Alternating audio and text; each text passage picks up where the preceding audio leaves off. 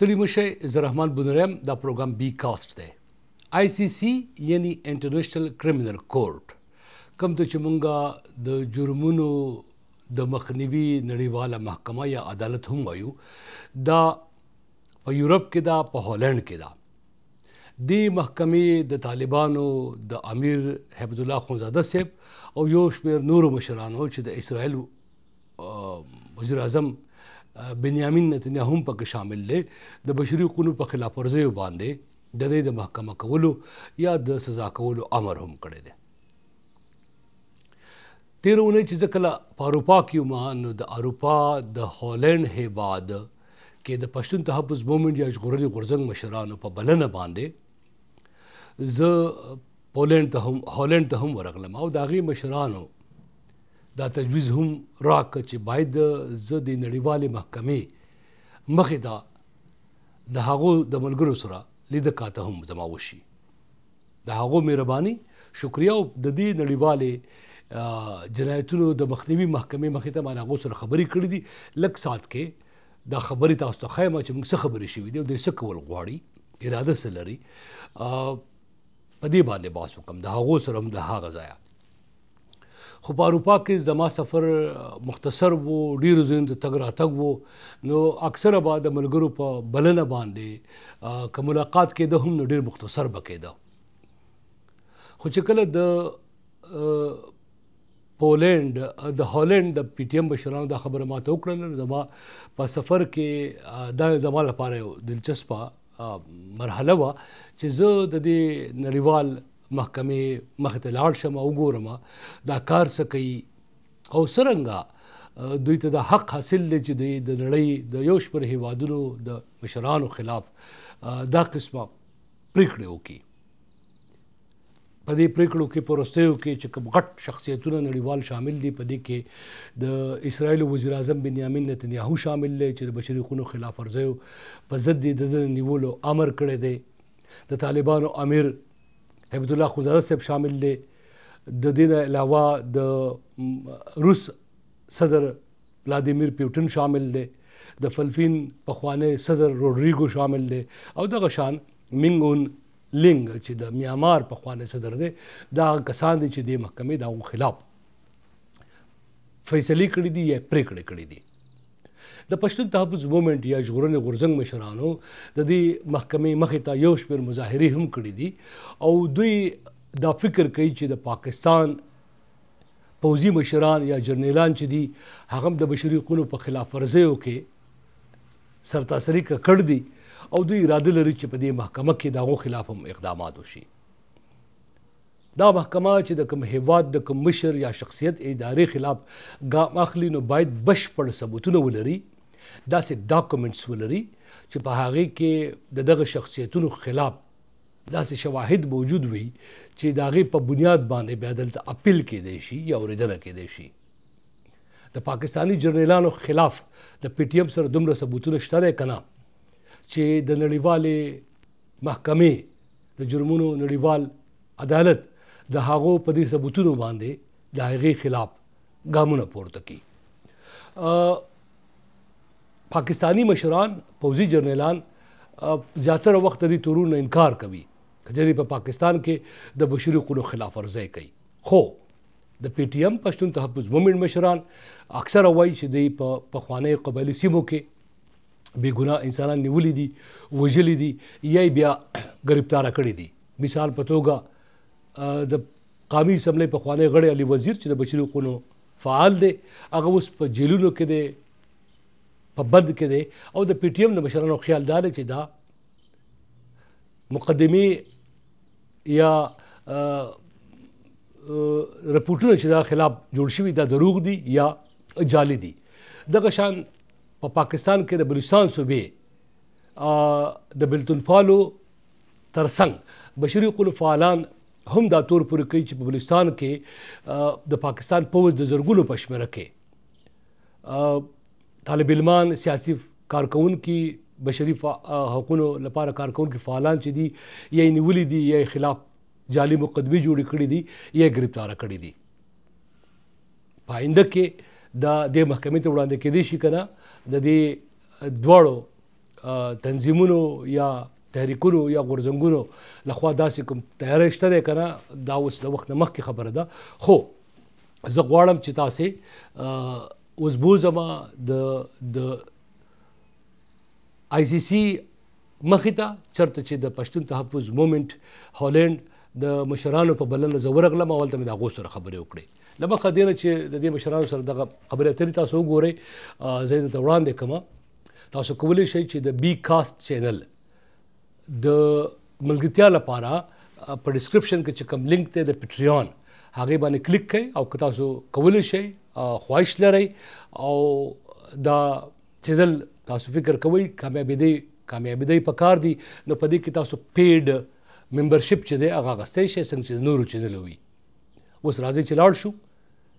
او پاتې خبرې هم له دغه نړیوال عدالت د مخې نه وکړو په کوم کې چې د پښتون تحفظ مومنټ د هالینډ مشرانو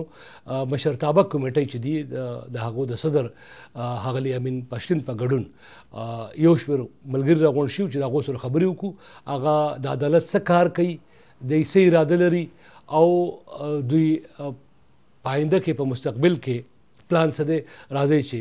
دا باس پاتې باس هم له هغه ځای وګورو شخصیتونه مېلمانه چې راسره دا وخت دي دا د اروپا په ډیرو مهمو شخصیتونو کې ذکر شمارل کېږي چې یو خو د پښتون تحفظ مومنټ یا ژغورنې غورځنګ په دې وداني بهر یا د نورو بشري حقونو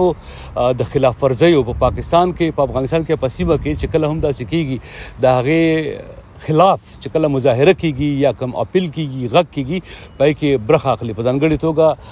زرعلي خان افریدي صاحب نو خو تاسو اورېدلی دی جلی خور چې د پښتون تحفظ مومنټ د هالینډ مشرانو کې یو ده ډاکټر عزیز صاحب دی را سره او د هالینډ د پی ټي ایم مشر را سره دی پښتون صاحب نو زه تاسو سره تلک د دې تعارف وکړئ زه غواړم چې دا څومره مهم ودانۍ دی کوم ځای چې دا خو موږ ولاړ یو نو دا خو انټرنیشنل کریمینل کورټ چې دی دا خو د جرمونو په نړیواله سطح عدالت دی د روم د سټیټیوټ لاندې دا جوړ شوی او مطلب دا دی چې چرته هم د دې د ممبر سټیټس دي یا ریاستونه دي چې کومو دا لاسلیک کړی دی د دې ممبران شوي دي نو په هغه ملکونو کې چې د انساني بشري حقوقو کم خلاف ورزیانې کیږي څوک یې ذمہوار وي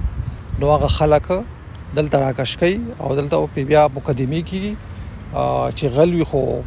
غلۍ ثابته شي بیا ورته سزا ورکړل کیږي او چې غل نه نو خو یو انصاف ورسره کیږي بعضې داسې هیوادونه دي لکه د پاکستان افغانستان خو ممبر دی او پاکستان ممبر نه دی خو بیا هم د هغې دپاره هم یو طریقه وي چې یا خو سیکیورټي کونسل د هغې سفارش ورته وکړي چې دغه هیواد کې د بشري حقوقو نه سرغړونې شوي دي کرایمز شوي دي نو هغه ورته ریکویسټ وکړي نو هغه بیا د دې جیورسډکشن شته قلمرو شته دا هلته بیا خپل هغه کولی شي او هسې هم چې چېرته د بشر د حقوقو د پامالۍ یا د وایلیشن خبر راشي نو د دې بیا هر ځای کې یو جیورسډکشن شته او موږ هم ځکه دلته نن راغلي یو چې موږ وطنونو کې خاص کر د پاکستان لاندې چې کوم پښتانه اوسېږي بلوچ اوسېږي هلته د پاکستان د فوج د لاسه د هغې ریاستي ادارو د لاسه ډېر د پښتنو د حقوقو هغه تلفات کیږي وایلیشن کیږي نو موږ دلته ولاړ یو او انصاف لپاره ولاړ یو موږ شي موږ ته هم انصاف ملو شي او افریدي صاحب ماله پاره هم د خبریال په توګه دا مهم ځای و زه مننه کوم چې تاسو دې ځای ته راوستل نو که څه هم موږ داسې په لاره باندې ودرېدو خو بیا هم موږ کوشش کوو چې زموږ لیدونکي اردونکي دې خفه کېږي نه دا یو مهم ځای و ځکه موږ دلته یو بریک واغسته او موږ سره هغه خپل د ریکارډینګ سامان هم نه و تاسو د پښتون تحفظ مومنټ زه خبر یم چې ځینې غونډې مظاهرې دلته شوي دي کوم آخري غونډه مو کله کړې وه څه مقصد و څه په هغې کې د انټرنیشنل کریمینل کورټ مخې ته مو ولیکوله که د هغې نه مو لږ خبر کړي موږ په مجموع کې د پښتون تحفظ مومنټ د دایې سره کار دی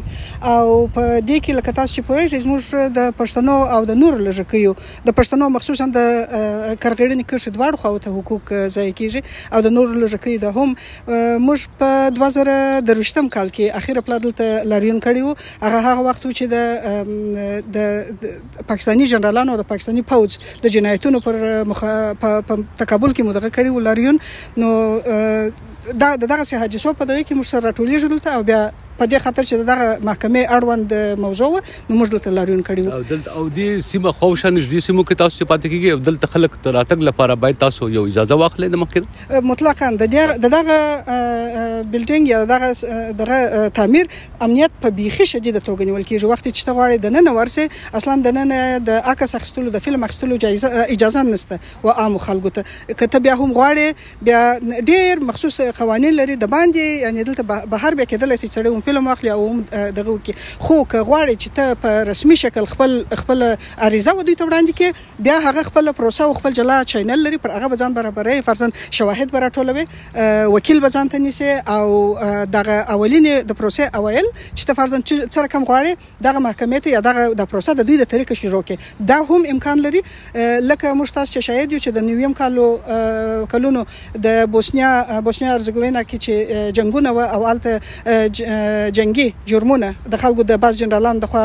مرتکب شوی و هغه جنرالان دغه محکمې ته راوستل شوی دي فرضاً د ملاسویچ په شمول په دغه محکمه کې د خپل بند راوستل شوی دي او محکمه شوی دي او بندي ساتل شوی دي او دغه رقم نور جنرالان هم د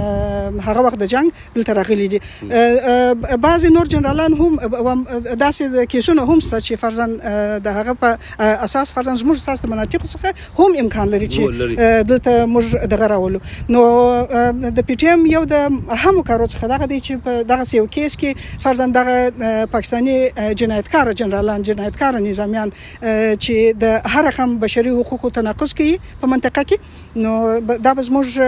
دغه کار وي او دا به ډېره غټه پروسه وي چې موږ دوی ته یو کیس واچو او د هغه کیس په اساس دلته راوړسي او محکمه سي خو قسم پاکستان د څنګه فرید صاحب ول چې د انټرنیشنل کریمینل کورټ یا د دې قانون پابند لري خو بیا هم د یو هڅه کې دي شي زه د نور ملګرو سره خبره کوم خو یو تاسو شاید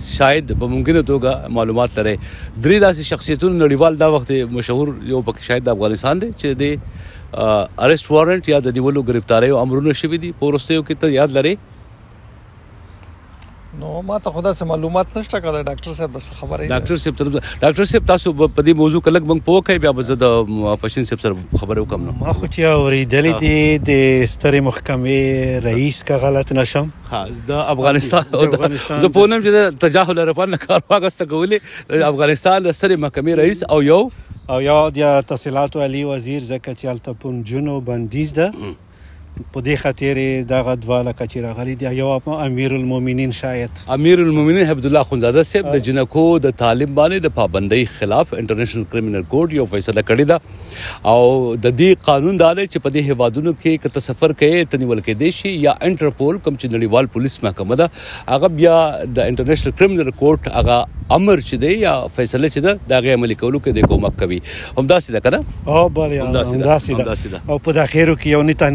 نتنیاهو خو تاسو نوم وانغسته ځکه زه پوهېږم نه چې هالنډ ډکولې نتنیاهو تر ټولو غټ مجرم ګرځولی دی د عدالت او هغه د بشري حقوقو خلاف ورزۍ په قضیې کې د ماشومانو د ښځو په وژنه کې پوټین او ستاسو د هالنډیانو دا وخت ډېر په اخبارونو کې زه وینم زه به د هالنډ صدر سره یو خبره وکړم بشیر صاحب ډېره مهرباني شکریه چې دغه ځای کې دا ملګري مو هم ورته غږ وکړه تاسې هم راغلی پښتون تحفظ مومنټ دا وخت په هالنډ کې ته صدر یې څه فکر کوي چې کوم هغه ځای دی چې هغه تمرکز پکار دی د اروپا د پی ټی ایم مشرانو ته او په پاکستان کې د بشري حقوقو خلاف ورزۍ کېږي په دې موضوع باندې او څنګه چې جلۍ خور وویل دی خواهش دا لري دغه شان خواهش څنګه پوره کېدی شي تاسو که داسې یو خلاصه راته ووایئ بالکل دا چې پی ټی ایم یا پښتون ژغورنې غورځنګ د پښتنو یا په عموم کې د افغانانو دغه حقوقو هغه انساني حقوقو د ورکړې غوښتنه کوي نو دا دغسې ادارو پورې مربوط کېدای شي په نړیوالو بشري منابعو پورې لکه همدا آی سی سی ده یا د اروپا پارلمان دی هغه دپاره دغه کوم لږکي قومونه چې دي د خپل غږ اورېدو دپاره د خپلو حقوقو د غوښتنو دپاره ځي د اروپا د پارلمان مخې ته لاریونونه کوي او هغوی ته خپل غوښتنلیکونه سپاري نو دغه هغه اصلي منابع دي چې موږ کولی سو یا افغانان کولی سي پښتانه کولی سي چې د خپلو حقوقو د غوښتلو دپاره او یا د خپلو عریضو د راجستر کولو دپاره د دغسې منابعو څخه استفاده وکړي او د خپل هغه عریضې چې دي د داسې خلکو سره د هغو ظلمونو او هغو جرمونو په مقابل کې چې د دوی سره روان دي ثبت کړي کار دی واخلي زه ډیر شکریا ادا کوم تاسو ما سره دلته ملګری شوي مونږ زه رښتیا وایم چې ډیر موضوعات ته ډیر اوږده بحثونه پکې دي چې خبره د مختصر بحث یا لږ ډیرې خبرې په دې مهم ودانۍ وړاندې د پښتون تحفظ موومېنټ اروپا یا د هالند د مشرانو سره زه دا دلته یم ممکنه توګه دا په نورو مجلسونو کې نور تفصیلي بحثونه وکړو ډیره مهرباني مننه تاسو چې ماته مو وخت راکړ تشکر ژوندي اوسئ